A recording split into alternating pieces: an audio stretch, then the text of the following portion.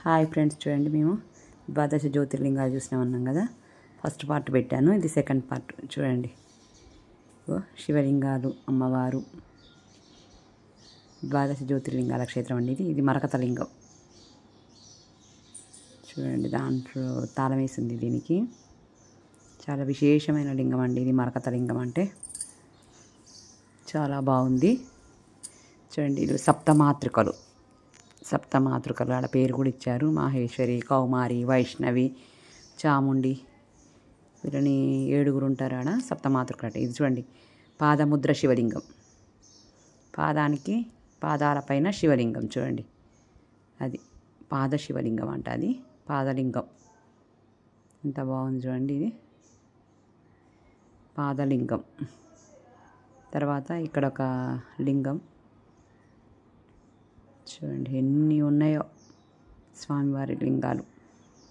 చాలా బాగుందండి. ఇదేమో బూరనారాయణుడు అట, బూరనారాయణుడు.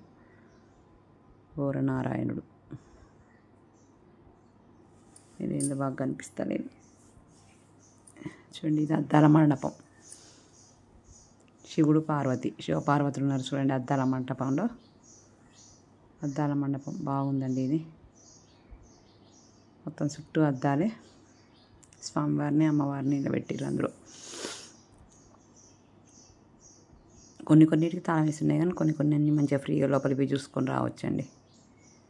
చాలా బాగుంది, అందరినీ చూడనిస్తారు అద్దాల మండపంలో. మేము మా ఫ్రెండ్స్ అందరం ఉన్నాం అద్దాల మండపంలో.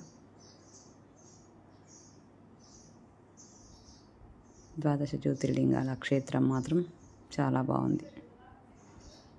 చూడవచ్చు ఒకసారి.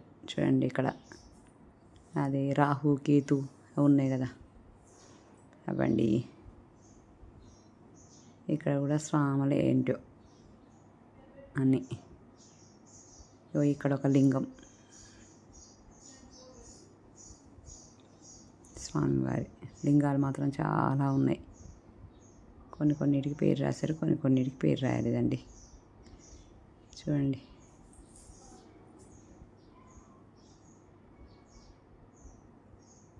ఇది అద్దాల మండపం. ఇందాక చూసాం కదండి, అద్దాల మండపం. లోపలికి పోతున్నారు, చూస్తున్నారు, వస్తున్నారు జనాలు. ఇందాక జనంలో తీశాను కదా, మళ్ళీ క్లియర్గా తీద్దామని మళ్ళీ వెళ్ళా లోపలికి. నాకు నేనే కనిపిస్తున్నా అద్దాలలో. చూడండి ఎంత బాగుందో అద్దాల మండపం. స్వామివారిని తీస్తుంటే నేను కూడా అద్దాలలో చూసి మురిసిపోయా. చూడండి, ఇదంతా ధ్వజస్తంభం స్వామివారి. ఇక్కడ చూడండి ఎన్ని దీపాలు ఉన్నాయో. ఆ దీపాలన్నీ లైన్ అన్నమాట అట్లా వేర్చి పెట్టారు. అవి ఎప్పుడు వెలిగిస్తారో ఏమో. ప్రమిదలు అయితే అట్లా పెట్టారండి. చూడండి, శంకరుడు, ఇవన్నీ ఋషులు, ఇవన్నీ మహర్షులు అట్లా పెట్టారు. ఇంకా కొంచెం వర్క్ జరుగుతుంది. చూడండి, గోమాత, శంకరుడు, శేషవాహనం. చూడండి, ఏందో దక్షిణామూర్తి అట, దక్షిణామూర్తి. చూడండి, ఇక్కడ కూడా ఏంటియో ఇవన్నీ. ఇది నాగలోకం అన్నట్టు. అన్ని రాహు, కేతు అన్నీ ఉన్నాయి ఈడ. రాహు, కేతు పూజలు కూడా చేసుకోవచ్చండి ఈడ.